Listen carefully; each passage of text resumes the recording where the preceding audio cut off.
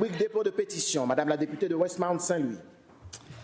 Merci, Monsieur le Président. Je dépose l'extrait d'une pétition adressée à l'Assemblée nationale, signée par 266 pétitionnaires, désignation citoyens et citoyennes du Québec. Les faits invoqués sont les suivants.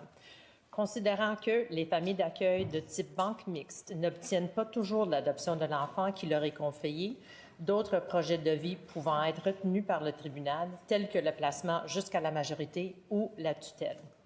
Considérant que ces enfants sont placés afin de bénéficier d'un environnement stable et sécurisant. Considérant qu'il est essentiel de favoriser un lien d'attachement de ces enfants avec leur nouvelle famille, mais aussi de leur permettre d'intégrer rapidement un service de garde éducatif pour développer leur habilité sociale et leur autonomie. Considérant que les places en CPE et en garderie subventionnées sont limitées et que le programme de réservation de places pour les enfants vulnérables ne permet plus à la DPJ d'y référer directement des enfants, cette responsabilité a été transférée au CIS et CIUS via les CLSC. Considérant que, malgré l'accès à un congé parental pour l'adoption, certaines familles d'accueil ne peuvent réintégrer le marché du travail faute de places subventionnées et que le recours à une garderie non subventionnée engendre des frais importants sans droit au crédit d'impôt pour frais de garde. Considérant que les enfants placés sous ordonnance de tutelle ou jusqu'à la majorité ne sont pas admissibles au crédit d'impôt, limitant leur accès à des services essentiels tels que les camps de jour spécialisés. Et l'intervention réclamée se résume ainsi. Nous, signataires, demandons au gouvernement du Québec de modifier les dispositions fiscales afin que les familles soient admissibles au crédit d'impôt pour frais de garde prévus par la loi sur les impôts. Je certifie que cet extrait est conforme à l'original de la pétition. Merci. Cet extrait de pétition est déposé. Monsieur le député de Saint-Henri-Sainte-Anne. Merci, Monsieur le Président. Je veux remercier et saluer la présence de représentants et représentantes du collectif Le Québec, c'est nous aussi avec nous aujourd'hui.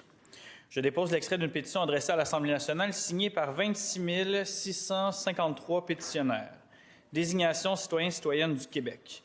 Les faits invoqués sont les suivants. Considérant que le programme de l'expérience québécoise, PEC, constituait un programme d'immigration de choix qui a fait la réputation du Québec partout à l'international depuis plus d'une décennie. Considérant que le volet du programme destiné aux diplômés permettrait l'intégration au Québec de talents d'exception francophones formés dans nos institutions scolaires, prêts à intégrer rapidement le marché du travail. Considérant que le volet du programme destiné aux travailleurs permettait de pérenniser l'apport considérable de ces travailleurs francophones possédant déjà une expérience de travail qualifiée au Québec. Considérant que ces résidents temporaires sont arrivés au Québec alors que les programmes d'accès au PEC étaient clairs, qu'ils ont respecté toutes les règles du MIFI et qu'ils ont agi de bonne foi en mettant tout en œuvre pour s'enraciner dans leur nouvelle communauté. Considérant que la suppression du PEC sans préavis a des impacts majeurs sur leur vie et est source de profonde détresse pour des milliers de personnes qui étudient et travaillent au Québec. Considérant que le programme de sélection des travailleurs qualifiés n'offre aucune prévisibilité et que la très grande majorité de ceux autrement admissibles au PEC n'y seront jamais invités. Et l'intervention réclamée se résume ainsi. Nous, signataires, demandons au gouvernement du Québec d'annoncer la réouverture immédiate des 2 volets du PEC et d'en prévoir un nombre d'admissions permettant un traitement régulier des demandes ou, alternativement, de mettre en place une clause de droit acquis pour toute personne qui se retrouverait au Québec à titre de résident temporaire au jour de l'annonce de l'abolition du PEC. Je certifie que cet extrait est conforme à l'original de la pétition.